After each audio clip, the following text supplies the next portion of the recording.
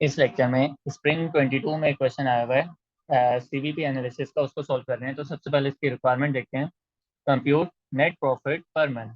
Net profit per month हमने find करना है and margin of safety percentage, margin of safety की percentage find करनी है अंडर बोथ ऑप्शन। तो इसका मतलब है कि दो ऊपर ऑप्शंस में हमें कैलकुलेशन करनी पड़ेगी और उनको कंपेयर करना पड़ेगा and recommend the most suitable option. ठीक है, एंड में उसको कंपेयर करेंगे और बता देंगे कौन सा सुटेबल ऑप्शन है। इसमें प्रॉफिट ऑब्वियसली ज़्यादा आ रहा होगा, वो हमारा अच्छा ऑप्शन होगा हमारे लिए।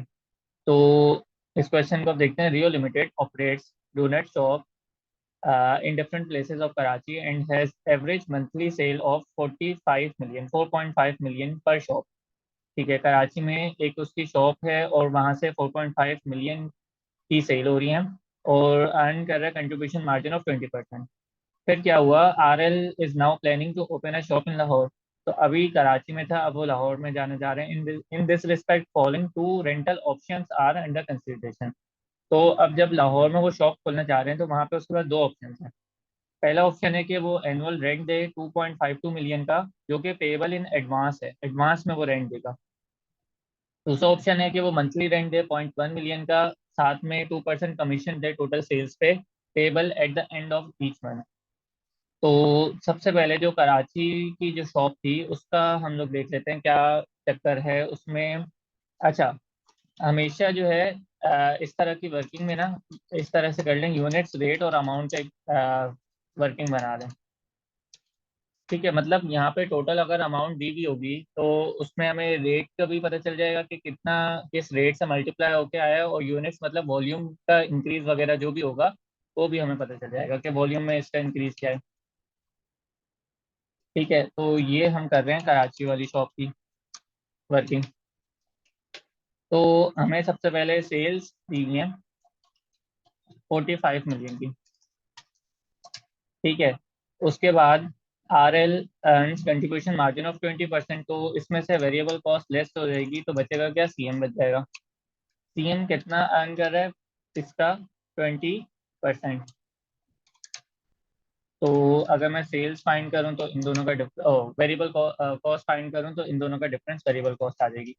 तो अभी तक हमने क्या देखा, जो हमें कराची वाली उसका डेटा दिया हुआ था उसको हमने सॉल्व कर लिया।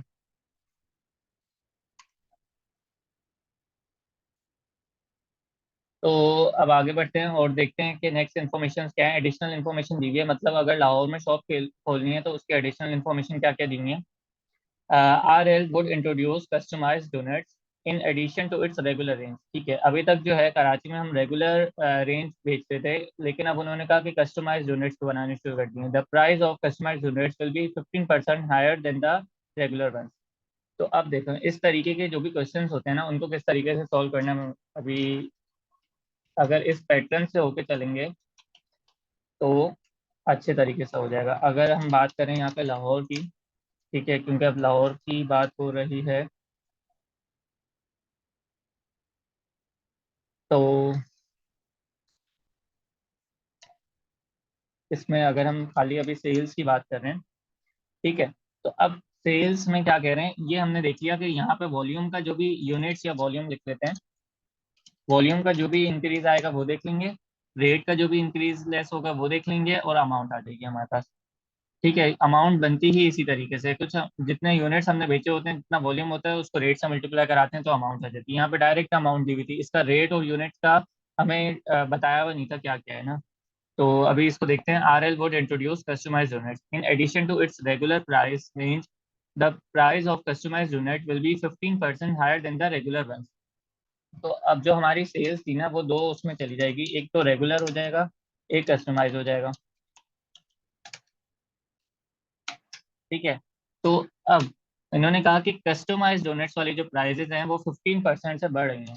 तो फॉर एग्जांपल पहले वो 100 पे थी, नहीं बताएंगे यहाँ पे, ठीक है, हम एज्यूम कर रहे हैं वो फॉर एग्जांपल पहले 100 पे थी, वो 15% से बढ़ के अब कितने पे चले जाएंगी, 115 पे चले जाएंगी, 15% से बढ़ा दिया। फिर उसके बाद ये हमने देख लिया, the price of customize donuts will be 15% higher than the regular one.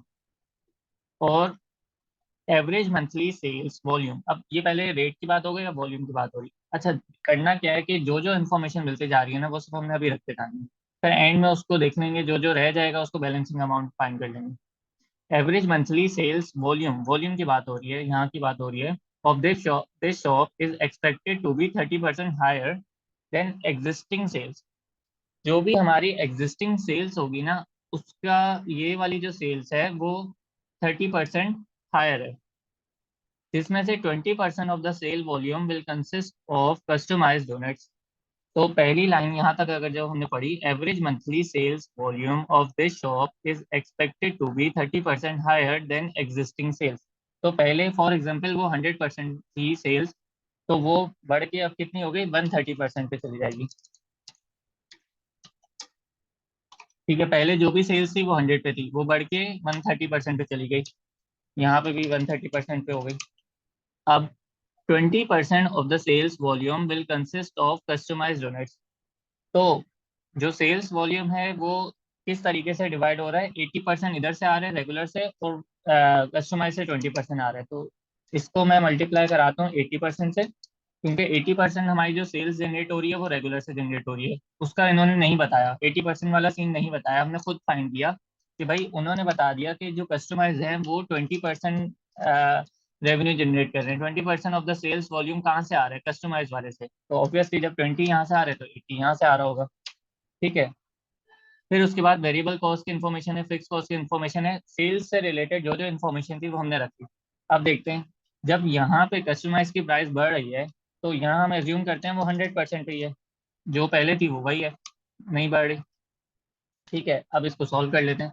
Sale price जो पहले, मतलब सेल्स की जो अमाउंट टोटल हमें दी हुई थी, उसमें पहले लेके जाते हैं वॉल्यूम का चेंज। ठीक है, फिर उसको मल्टीप्लाई कराते हैं रेट के चेंज से, तो हमारे पास अमाउंट आ जाएगी। सिमिलरली 45 मिलियन की, 4.5 मिलियन जो भी है अमाउंट, वो पहले की सेल्स थी, उसमें हम लेके जाते हैं कस्टमाइज की सेल्स का वॉल्यूम का चेंज, फिर उसको मल्टीप्लाई कराते हैं रेट के चेंज से। तो ये हमारे पास सेल्स की, कस्टमाइज की अमाउंट आ जाएगी, और दोनों को ऐड कर लेते हैं। तो टोटल सेल्स की 602550 की अमाउंट आ गई। यहाँ तक तो मेरे ख्याल से कोई मसला नहीं हुआ होगा। इस तरीके से इसलिए आसानी होती है कि जब इस तरीके से सॉल्व कर रहे होते हैं तो वॉल्यूम का चेंज सारा यहाँ पे रखते रहते हैं, रेट का चेंज यहाँ पे सारा रखते रहते हैं, और फिर अमाउंट को दोनों से मल्टीप्लाई करा देते हैं, वॉल्यूम के चेंज से भी रेट के चेंज से भी, तो करेक्ट वाली अमाउंट आती जाती है। तो ये हमने कर ली सेल्स की बात ना। ठीक है, अब हम आगे नेक्स्ट इन्फॉर्मेशन वेरिएबल कॉस्ट की दी हुई है तो उसको भी कर लेते हैं।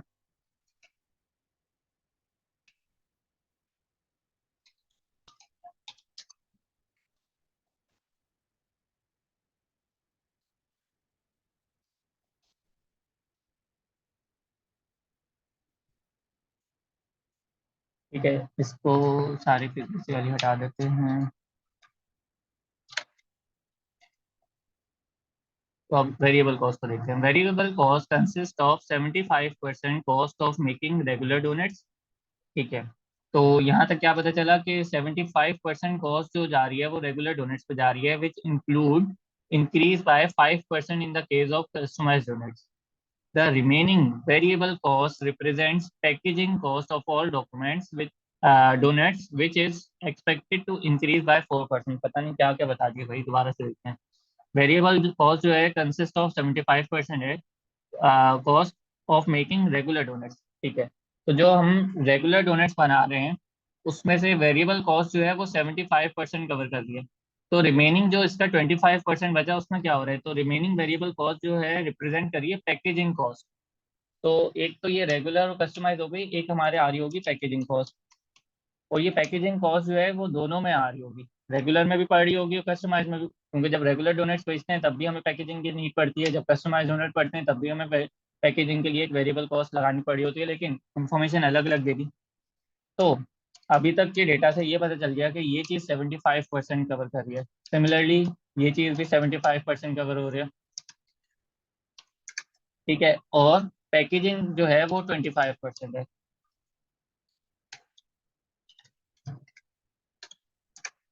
ये अभी तक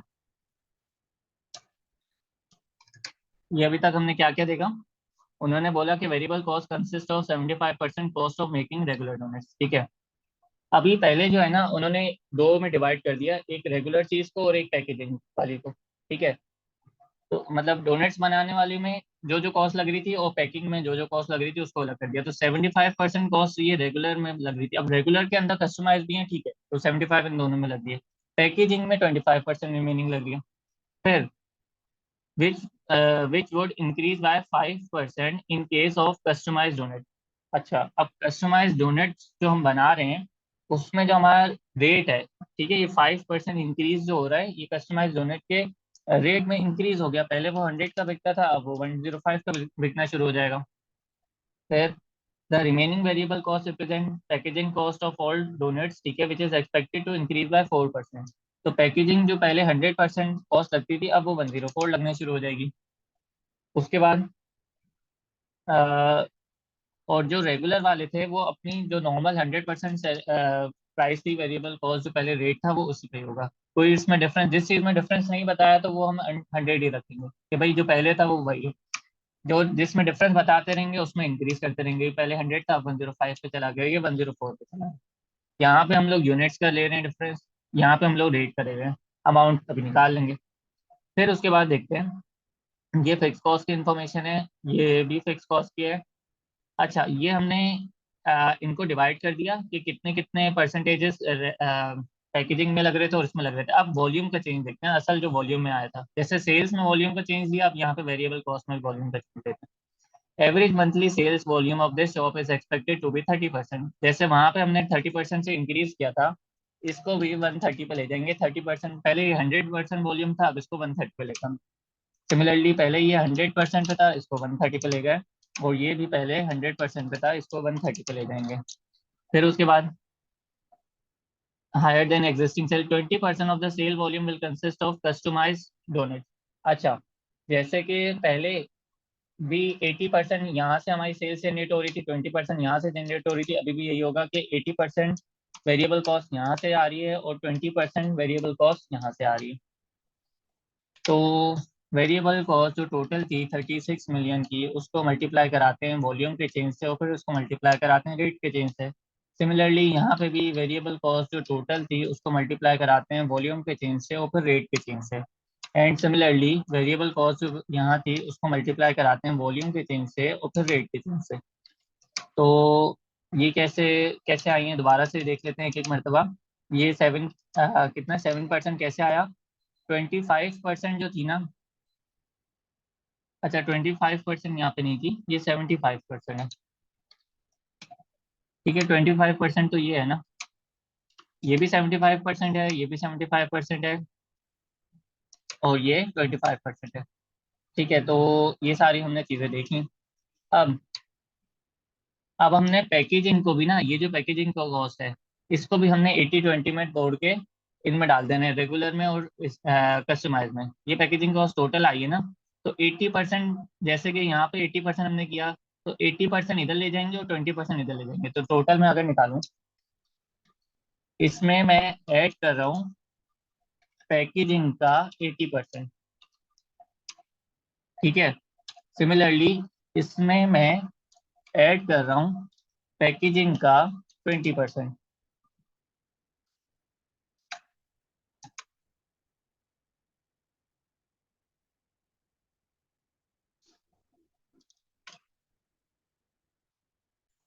तो ये सारी हमने कॉस्ट को ऐड कर लिया। ये कैसे आई? ये जो 280800 वाली कॉस्ट थी, इसमें पैकेजिंग का 80% हमने अमाउंट डाल दी। पैकेजिंग की 80% वाली जो अमाउंट थी, वो यहाँ आ गई। ठीक है। और जो 737100 था, उसमें पैकेजिंग का 20% आ गया। पैकेजिंग की 20% अमाउंट यहाँ पे आ गई।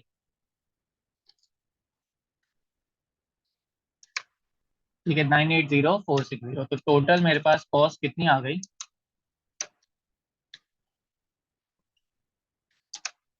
4761,900 की टोटल जो है वो कॉस्ट आ गई है।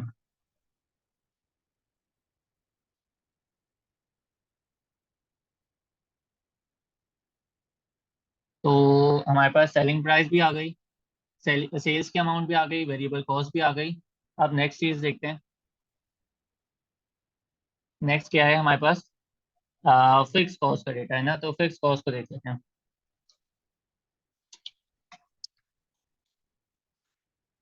तो फिक्स कॉस्ट में क्या कह रहे हैं, fix cost other than rent is estimated as ₹0.8 billion per month.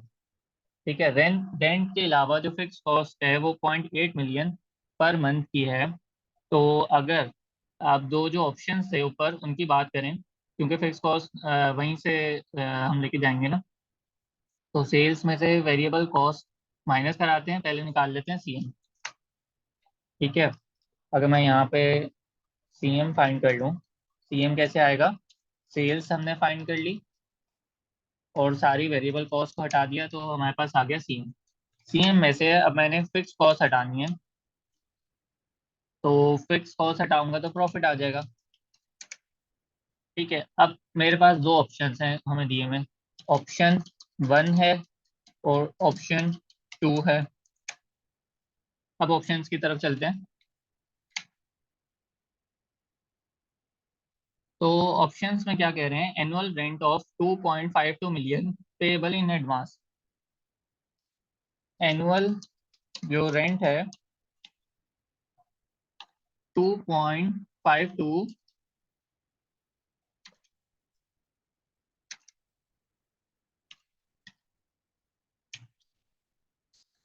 Million था। इसको मैं 12 से डिवाइड करा रहा हूँ ताकि एक मंथ का रेंट आ जाए। हमने मंथली हम कैलकुलेशन कर रहे हैं तो एक मंथ का मेरे पास रेंट आ जाए। ठीक है, तो 2,10,000 का मेरे पास रेंट की अमाउंट।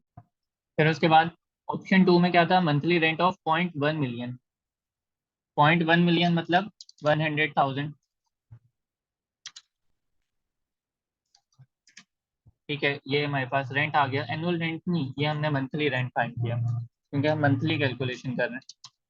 एनुअल हमें जो ऑप्शन 1 में दिया हुआ था उसको हमने चेंज कर लिया मंथली में। फिर उसके बाद सेकंड ऑप्शन में ये कह रहे हैं कि 2% कमीशन भी दिया है टोटल सेल्स पे। तो अगर ये सीएम से ऊपर मैं कमीशन भी एक चीज रख लूँ, ठीक है, और मैं बोलूँ कि अगर यहाँ से ऑप्शंस को भी ले चलें कि ये ऑप्शन 1 की थी सारी कैलकुलेशन, ये ऑप्शन 2 की थी सारी कैलकुलेशन। ठीक है, तो ऑप्शन 2 में सेल्स यही वाली आई, ठीक है, वेरिएबल कॉस्ट यही वाली आई। हाँ, ऑप्शन 2 में जो है ना, कमीशन यहाँ पे नहीं आया, कमीशन यहाँ पे आ गया कितना, सेल्स का, जो हमारी सेल्स थी उसका कितने परसेंट है, 2%। 2% जो है हमें कमीशन भी ऑप्शन 2 में देना है, तो कमीशन भी यहाँ से लेस हो जाएगा, तो सीएम आ जाएगा। तो सेल्स में से पहले मैंने वेरिएबल कॉस्ट हटा दी सारी और फिर मैंने कमीशन हटा दिया तो मेरे पास सीएम आ गया। अच्छा, अब और इन्फॉर्मेशन क्या है, ये ऑप्शन 1 की जो फिक्स कॉस्ट थी ये भी देख ली, ये 2 वाली भी देख ली। फर्स्ट पॉइंट में हमें कोई फिक्स कॉस्ट नहीं है, सेकंड में भी वॉल्यूम का इंक्रीज है, वेरिएबल कॉस्ट है, fix cost other than rent is estimated 0.8 million पर मंथ। ठीक है, तो अदर देन रेंट वाली जो फिक्स कॉस्ट थी वो है 0.8 मिलियन दोनों जगह पे। ठीक है, फिर उसके बाद RL can borrow the required funds at 14% per annum. तो 14% पर एनम पे जो हमें रिक्वायर्ड फंड्स है उस पे। ठीक है, तो ये कैसे होगा, यहाँ पे जो हमने एडवांस पेमेंट जो बैंक के पास फॉर एग्जांपल रखवाई है, एडवांस जो रेंट था वो हमने बैंक के पास रखवाया है, तो उस पे अगर हम रखवाते तो हमें इंटरेस्ट मिलता 14%। तो उन फंड्स पे जो 14% का इंटरेस्ट मिल रहा है उसको एक कॉस्ट रख लेते हैं कि इंटरेस्ट की कॉस्ट को नाम दे देते हैं, ये सिर्फ हमें ऑप्शन 1 में पड़ी है, कितनी है,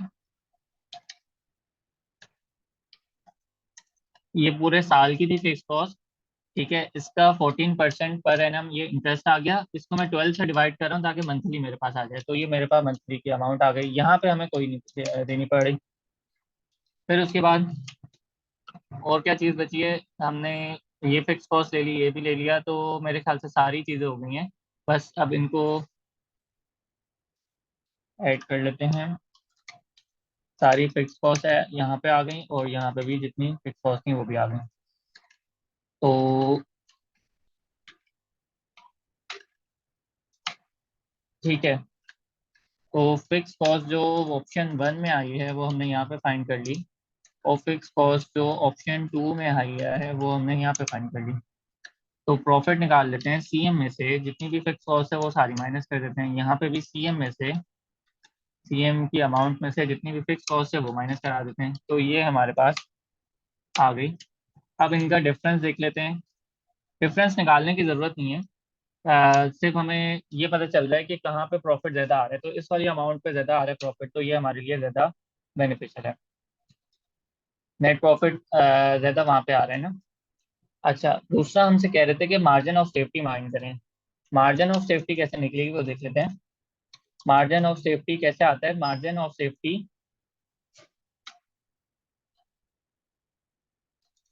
अगर मैं पूरा स्टार्ट से बताऊँ, एक्सपेक्टेड सेल्स होती हैं, ठीक है, वो बराबर होती हैं break even sales plus margin of safety.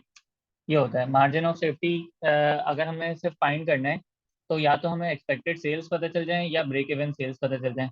तो एक्सपेक्टेड सेल्स क्या होती है? टोटल सेल्स, ये हमें पता है, ठीक है। एक्सपेक्टेड सेल्स, टोटल सेल्स, ये हमें पता है, दोनों ऑप्शंस में हमें पता है। अगर इन दोनों में मतलब ब्रेक इवन सेल्स अगर मुझे मिल जाए तो मैं एक्सपेक्टेड में से ब्रेक इवन सेल्स को माइनस कराऊंगा तो मार्जिन ऑफ सेफ्टी आ जाएगा, ठीक है। तो अगर यहीं पे सॉल्व करें, एक्सपेक्टेड सेल्स कितनी दी हुई है? ऑप्शन वन में एक्सपेक्टेड सेल्स हैं ये वाली, और ऑप्शन टू की एक्सपेक्टेड सेल्स है, बस मैं नीचे उतार लिया ताकि यहाँ पे कैलकुलेशन हो जाए, ऊपर हमने फाइंड की हुई है, ठीक है। ये एक्सपेक्टेड सेल्स है, इसमें से अगर मैं लेस कर दूं ब्रेक इवन की सेल्स। क्यों ब्रेक इवन की सेल्स में क्यों लेस कर रहा हूँ? क्योंकि एक्सपेक्टेड में से ब्रेक इवन माइनस करूंगा तो मार्जिन ऑफ सेफ्टी आ जाएगा मेरे पास। तो ब्रेक इवन कैसे निकलेगा आप ये देखते हैं। ब्रेक इवन आएगा, ब्रेक इवन सेल्स कैसे आएगी?